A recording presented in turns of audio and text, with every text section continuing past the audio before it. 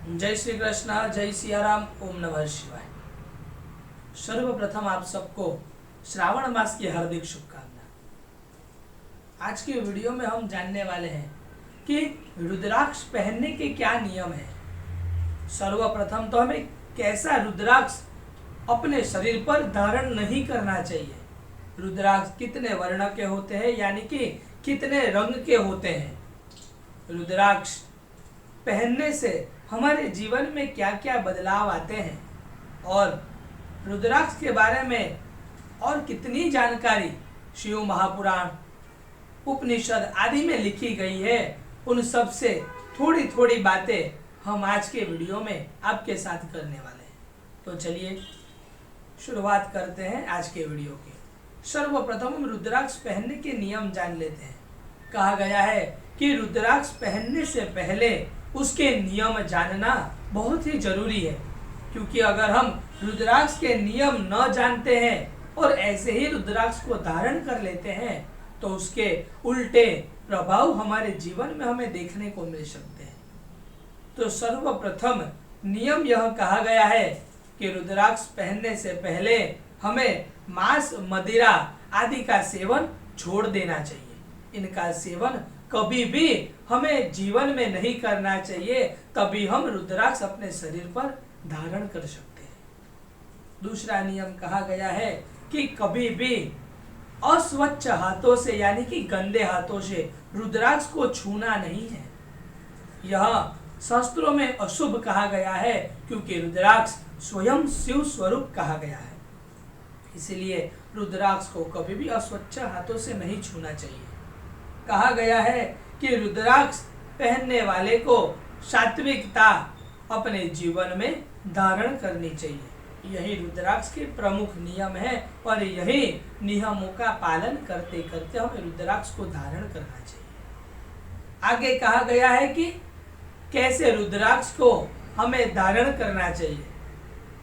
कहा गया है कि जिसमें कीड़ों ने रुद्राक्ष को काट लिया हो, ऐसे रुद्राक्ष को कभी भी हमें धारण नहीं करना चाहिए। आगे कहा गया है कि टूटा फूटा हो, जिसमें उभरे हुए दाने ना हो और वर्ण युक्त ना हो और जो पूरा गोल ना हो, आड़ा टेढ़ा हो, ऐसे रुद्राक्ष को हमें धारण नहीं करना चाहिए। कहा गया है कि रुद्राक्ष गोल हो तो वह बहुत ही उत्तम माना जाता है। रुद्राक्ष के कीड़ों ने कभी भी उसे खंडित ना किया हो, ऐसे रुद्राक्ष हमें धारण करने चाहिए। आगे वर्णों के बारे में बताया गया है कि वर्ण यानी कि रंगों के बारे में शिव महापुराण और रुद्राक्ष जाबालोपनिषद, यह दो ग्रंथ है जिसमें रुद्राक्ष के वर्णों के बारे में कथन मिलता है। कहा गया है कि 4 प्रकार के वर्णों यानी कि 4 प्रकार के रंगों को रुद्राक्ष में बांटा गया है और यह वर्ण यानी कि रंग सभी अलग अलग जातियों के बारे में बताते हैं। सर्वप्रथम श्वेत रुद्राक्ष जो ब्राह्मणों के लिए निर्मित किया गया है, उसे केवल और केवल ब्राह्मण ही धारण कर सकते हैं। दूसरा कहा गया है कि लाल रंग का रुद्राक्ष वह क्षत्रियों के लिए बनाया गया है और उसे केवल क्षत्रिय ही धारण कर सकते हैं। तीसरा रुद्राक्ष कहा गया है कि पीले रंग का रुद्राक्ष, यह वैश्य के लिए बनाया गया है और उसे और कोई भी जाति का मनुष्य धारण नहीं कर सकता। चौथा और अंतिम वर्ण का रुद्राक्ष है काले रंग का रुद्राक्ष, यह शूद्र के लिए बनाया गया है और उसे केवल और केवल शूद्र ही धारण कर सकते हैं। और यहाँ पर यह बात भी बताई गई है कि अगर रुद्राक्ष में स्वयं छिद्र पहले से ही बना हुआ है तो वह अति उत्तम रुद्राक्ष कहा गया है। उसे पहनने से हमें बहुत ही ज्यादा लाभ मिलता है। और अगर रुद्राक्ष में मानव निर्मित छिद्र हो तो वह मध्यम श्रेणी का कहा गया है। यह रुद्राक्ष के वर्णों के बारे में कहा गया है। आगे आता है कि किस आकार का रुद्राक्ष हमें हमारे जीवन में धारण करना चाहिए और शिव महापुराण में इसके बारे में क्या कथन मिलता है। तो कहा गया है कि बेर फल के समान का रुद्राक्ष मध्यम श्रेणी का है और वह उत्तम फल प्राप्ति के लिए पहना जाता है।